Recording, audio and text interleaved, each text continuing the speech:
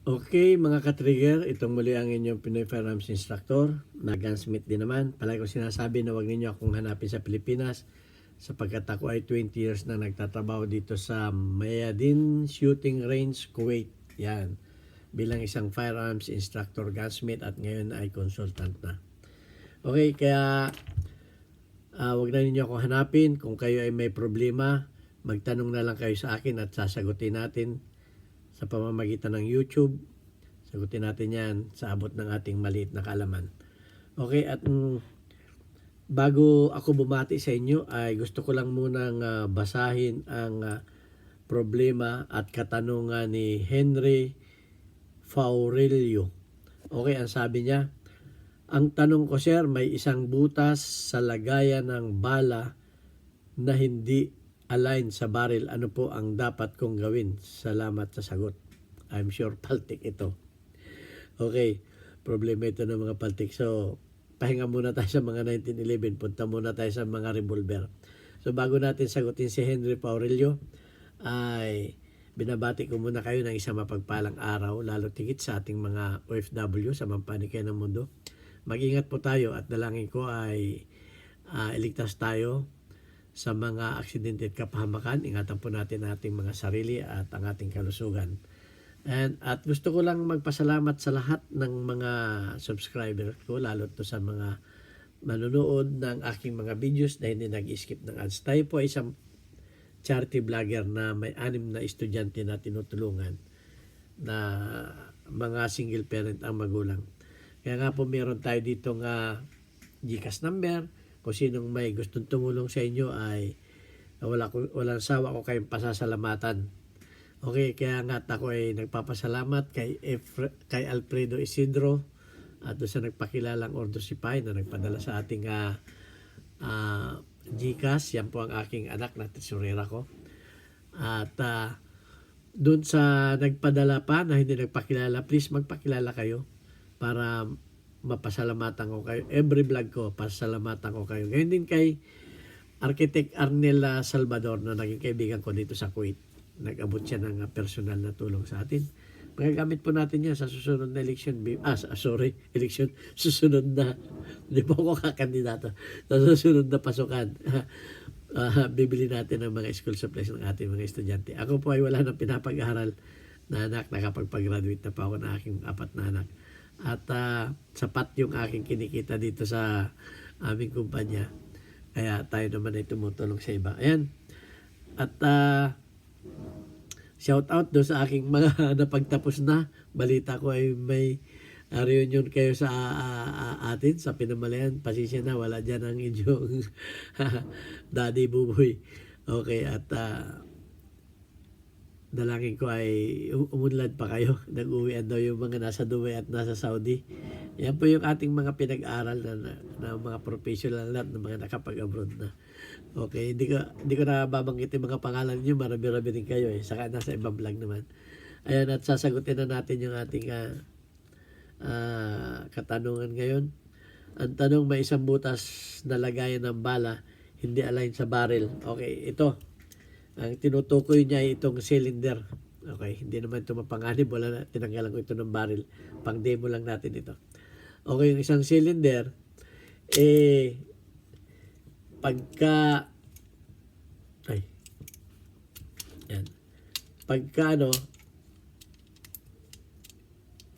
yan, wala na ito kasing pagka kinalabi, kung pinanood mo yung yung ating nasa condition ba ang iyong revolver, ganito kasi ang pagtingin yan.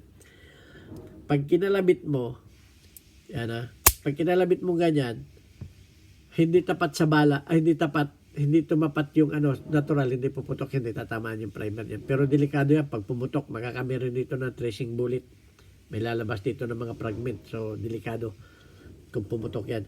So ganyan, wag nyong i-release ang trigger at ikutin niyo ito. Pag ito'y gumalaw, ang may problema ay yung ratchet. Yung ratchet. Ano yung ratchet? Yung tinatawag natin na bulaklak. Ito. Maaring punggi na ito. Yung isa lang ang napunggi kasi isa lang ang isa lang ang sabi mo eh. So may punggi yan dito. May yung isa niya ay napunggi na o nabawasan na. So ang gagawin mo diyan ay paispatan mo sa TIG weld or MIG weld para maibalik mo yung dati. Isa lang ang pabibildapan mo diyan. Kung alin yung ano, tatandaan mo kasi yan eh. Hindi yung nakatapat dito ha, hindi yung nakatapat dito ang paanohan mo. Titingnan mo kung alin yung may punggi diyan. Yun ang anuhin mo. Yun ang pare-rebuild mo. Dahil kung lahat yan ay hindi tumatapat, ang may diferensya dyan ay yung hand. Yung hand na yun. Yung tumutulak na pa ganun. Yun ang may diferensya. Isa lang naman eh. So, ang ibig sabihin, isa dito. Kasi anim yan eh. 1, 2, 3, 4, 5, 6. Anim yan. Isa dito, may bawas o may punggi. So, yun ang ipare-rebuild mo. Okay? So, dalawang klase ang magkakaproblema ka dyan. Kasi, I'm sure yan ay kung yan ay original, ito may diferensya. Pero kung yan ay paltik, meron pang ibang diferensya yan. Halimbawa naman ganito ang nangyari.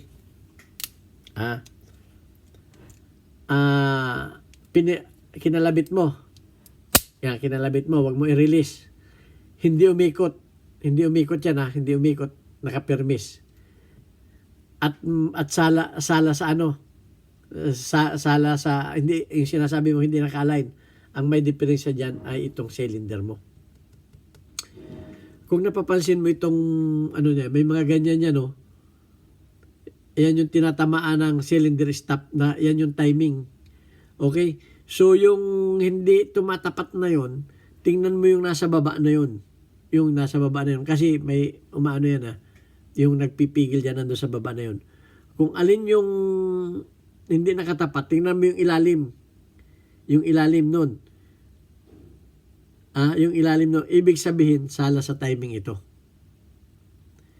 Sala sa timing. So, anong gagawin mo? I-release mo ganon.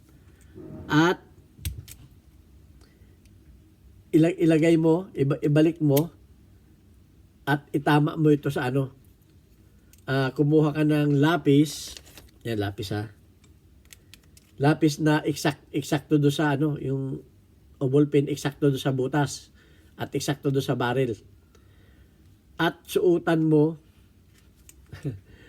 suotan mo yan diyan. Yan, parang ganyan, barrel nakasuot yan diyan. Yan, nakaganyan yan. At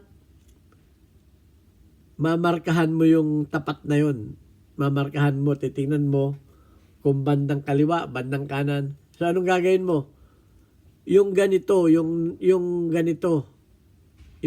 na nakatapat doon, ito ay babaguhin mo yung ano na yon, yung tatanggalin mo, mamarkahan mo din yon, yung nasa ilalim na yon, at ito ay patatabunan mo. Medyo may rapi-rapihan. Patatabunan mo yan, at pag yan ay natabunan na, kukunin mo yung tapat niyan, eksakto, kukunin mo yung tapat niyan dito, pakita ko lang sa inyo. Ito yung tapat nito, yun ang slide stop, cylinder stop yun, yung tinuturo ko na yun, yun, tinutulak ko na yun. Yung tapat nun, kinakailangan ay nakatapat yun doon, at tatanggalin ko. At ito ay, yung tumapat na yun, halimbawa, ito yung hindi nakaano, yun yung opposite, yung nasa ilalim. Kung ito yung butas na ano, na hindi nakatapat, ang patatabunan mo ay itong opposite, yung nasa ilalim, kasi yun ang nakano eh. Patatabunan mo yan, at ipapamasisyap mo yan, gagamitan yan itong, sandali pa, hanapin ko yung ating tools. Fly cutter. Ano natin fly cutter. Hanapin ko lang yung ating fly cutter ha. Wait, hindi tayo nakahanda. Hanapin ko lang yung ating fly cutter. May tools kasi na pang gawa dyan yung fly cutter.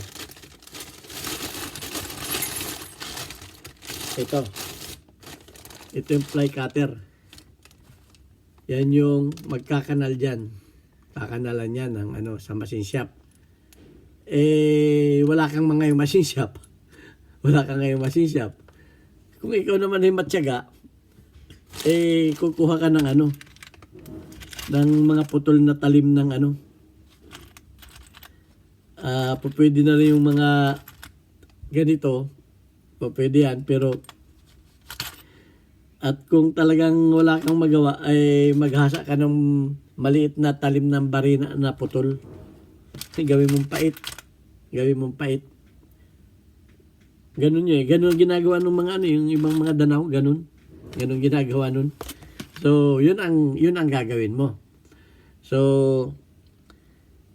mas maganda kung sa machine shop mo ipagagawa, pero dapat naka-timing. Kasi ito, pagka kasi mga danaw, ang ginagamit lang nila ay yung ang ginagamit nilang pan-divide ay ito lang, Ito lang, hindi man yung dividing head. Sa machine shop kasi may mga dividing head para pagbubutas niyan, parehong-pareho.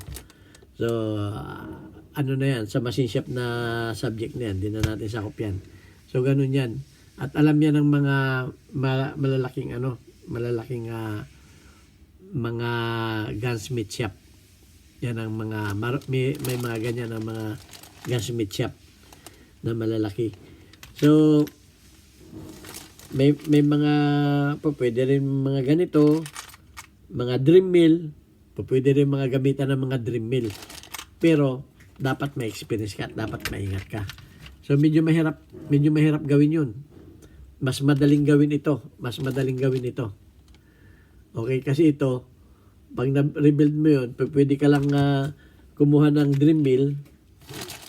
At yung mga talim mong mga malilit na ganito, pwede mong i-dream mill yan. O di kaya, ito yung sinasabi ko na mga pait. Na mga, ginagawa kong pait ito, maliliit na talim at pinagtatyagaan ko. Kung wala akong mga tools nung mga panahon ng una na hindi ako kompleto sa mga gamit. Nung nag-aaral pa ako, magsira ng mga baril. Yan. Ito ang mga ginagawa ko, yung mga bago pa akong nagsisira ng mga baril, kaya ako natuto.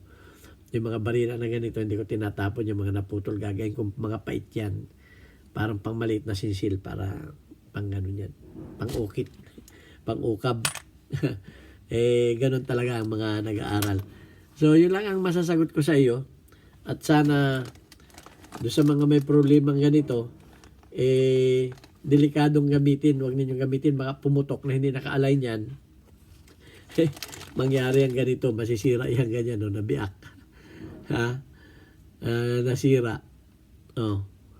Abuti walang nadidisgrasya. Nangyayari yan, minsan, pagka luma na yung baril ninyo, kumakabyos na dito, kumakabyos na yung sa kalumaan na ng baril. Pwedeng mangyari yan. Pag luma na yung baril ninyo, so ingat. At isa pa, dapat laging malinis ang baril natin para maiwas tayo sa disgrasya. Okay, ito ang inyong Pinoy Firearms Instructor. Sana